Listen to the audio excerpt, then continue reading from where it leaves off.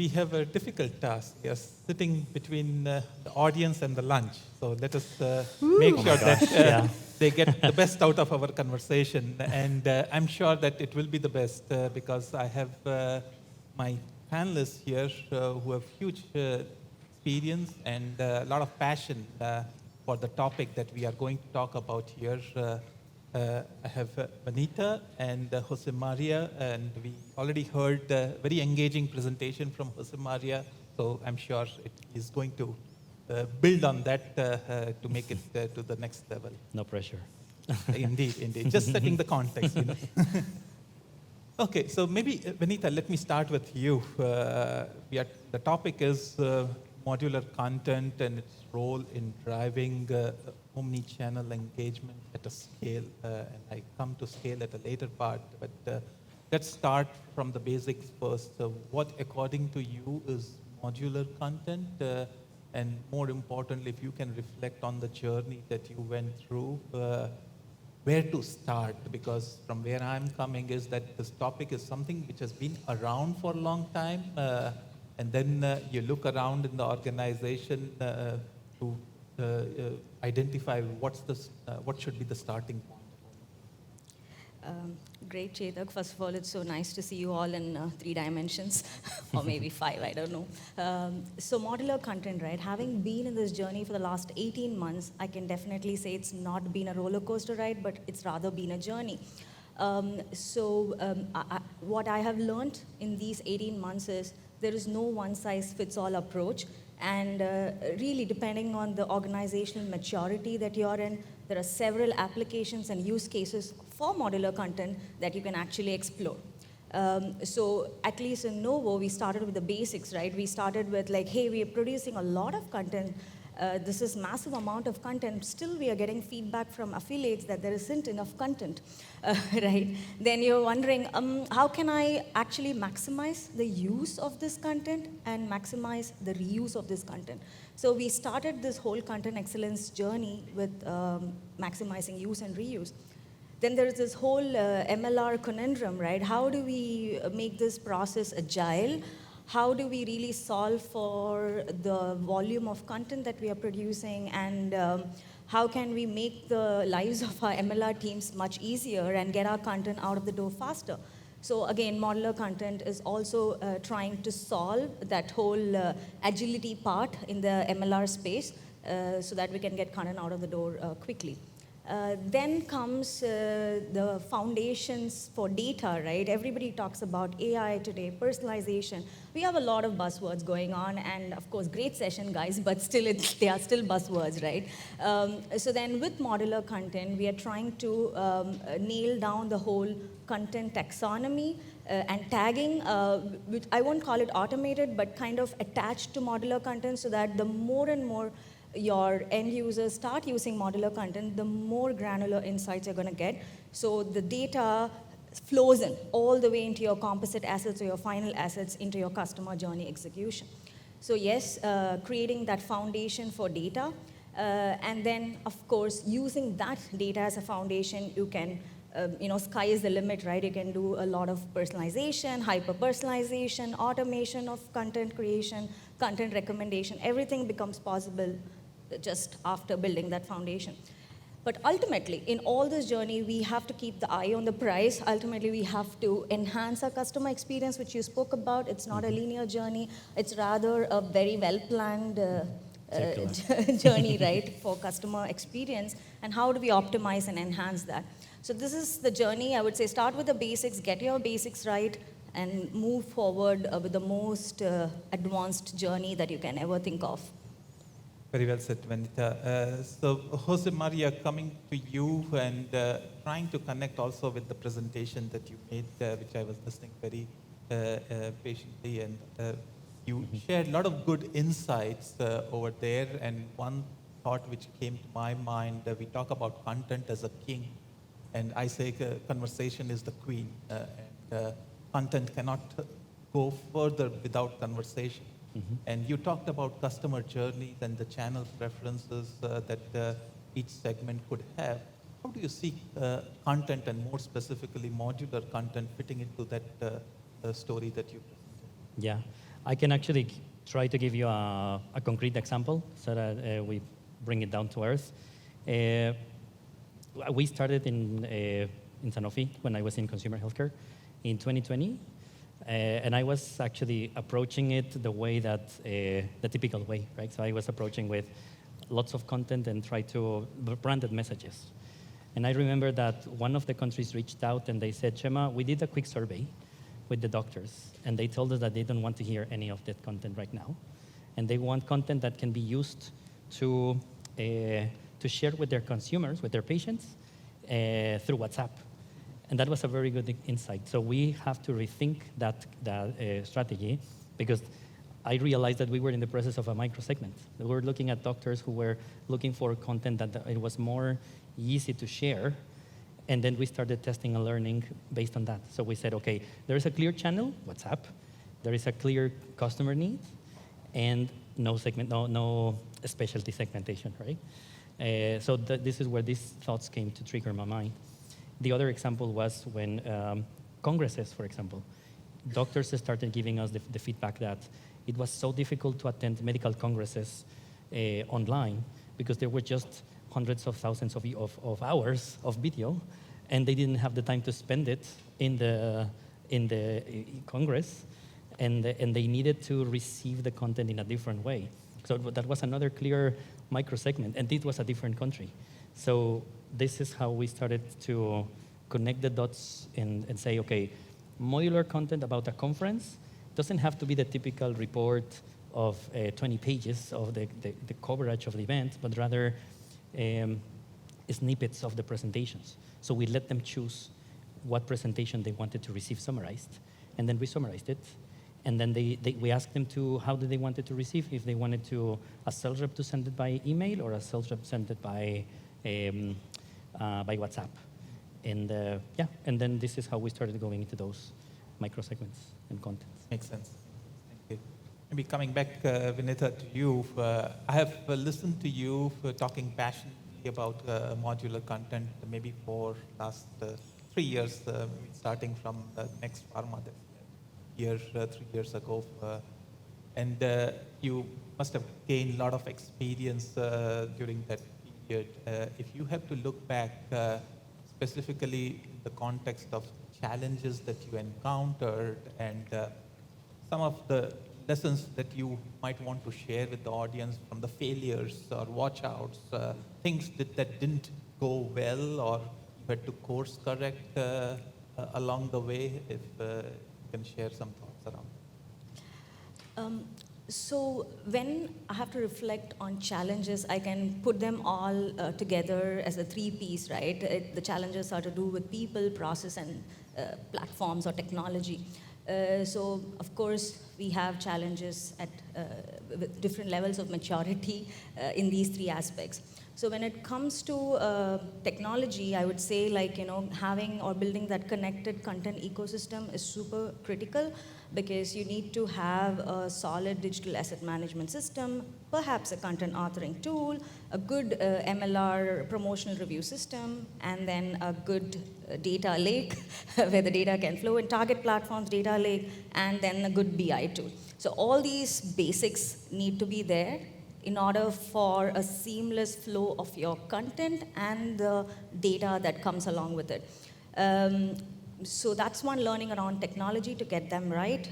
Again, process-wise, do you have all the right processes? Even if there is one wheel in the car that isn't functioning, you really can't get the car moving forward. So really need to nail down on the process around tagging, for example, people building that data literacy in the organization, right?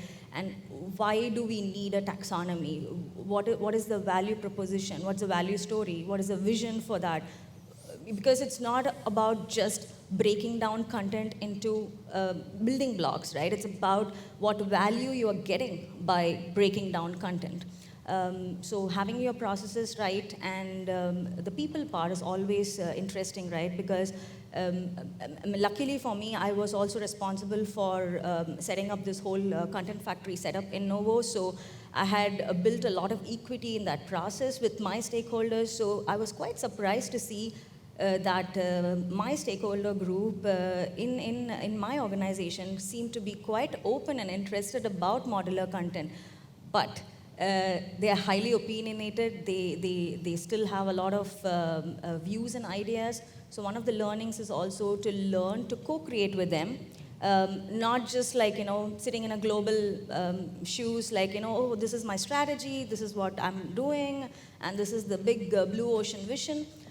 It's not just that. It's about understanding the ground realities, understanding that people come with different levels of maturity when it comes to understanding such digital, transformational, evolutionary concepts, and actually seeing if you can co-create something with them.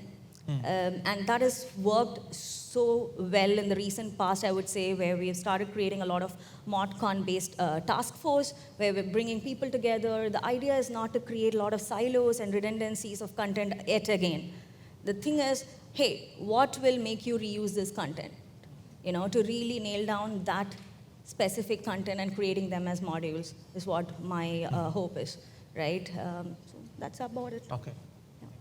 Anything, Chima, you would like to add? Yeah, some of the thoughts that I had when you were talking about the taxonomy and the tagging of the content, I think that's something that I have been learning throughout the way and actually convincing myself, because these insights come every day.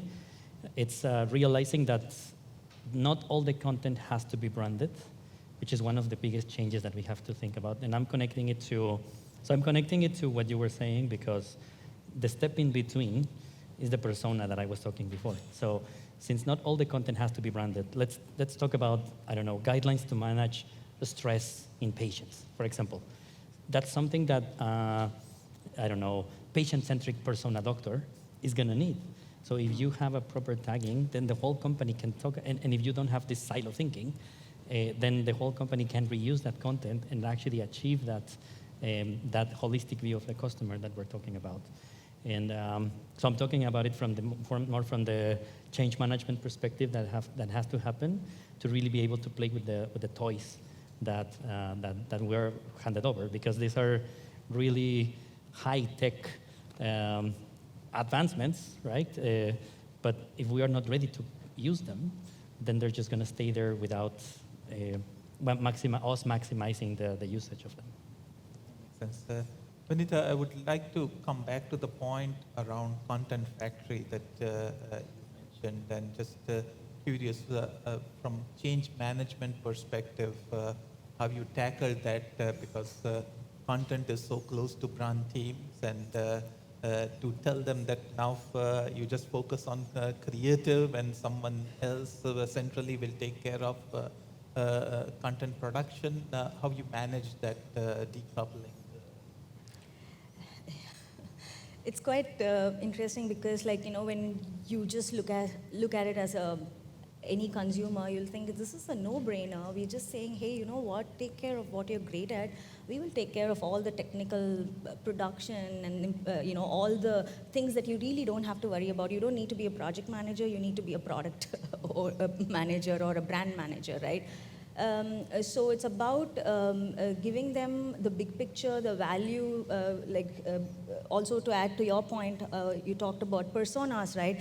That really connects with them, right? To give that Netflix example, the famous Netflix example, where you can say, hey, I like action thrillers, you like rom-coms maybe, or no, sci-fi, right?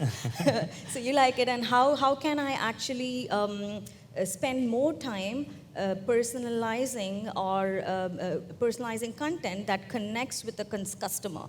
So that big picture, selling that big picture really helped. And of course, also walking the talk in terms of the technology implementation, because we had a lot of content that was not really digitally mature or great with the quality from a digital standpoint, because there are many markets were still using interactive PDFs or print materials for whatever reason, right? They were not into creating interactive visual aids, for example, or they have image-based emails, which probably hits the spam folder of your customer, right? So really showing them that how technology can also really help.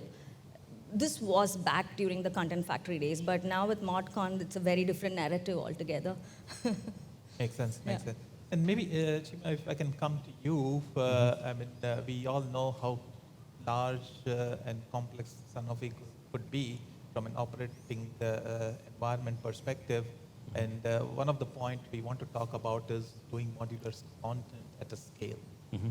So how you went about doing it at a scale, and if there are any lessons that you learned along the way.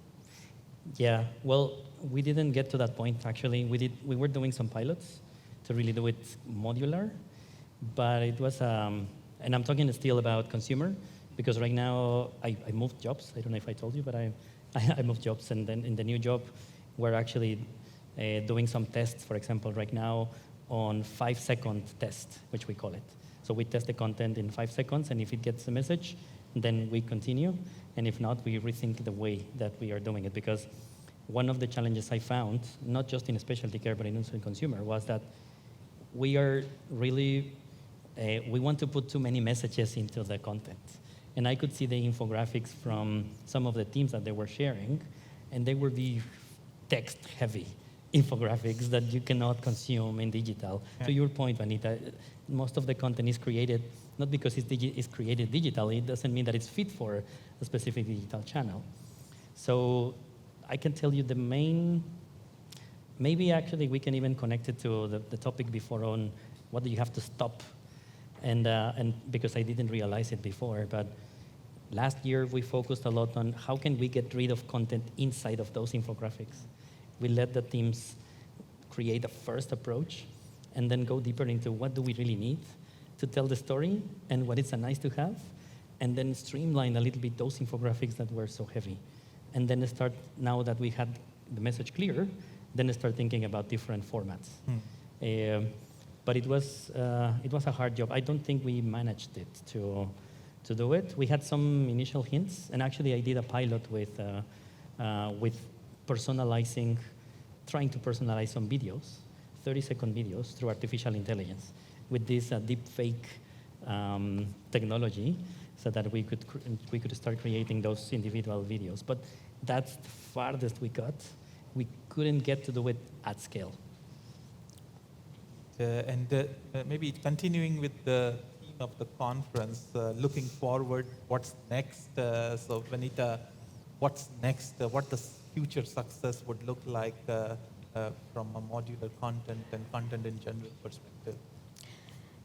So it's all about the branding and the narrative about ModCon. So really decoupling strategy from operations, because when you have been the face of a content factory for quite some time, everybody thinks modular content is very technical, it's complex, and it's all about technology. But quite honestly, when I started this role, ModCon is actually quite simple to understand. It's not at all complex in my view. It's all about the way you create your narrative. It's about key messages. It's about creating headless content, not really putting a lot of infographics and text together, but really creating that headless content or treating content as an asset in itself. So every piece of content is actually useful, that you can mix and match to create that personalized customer experience.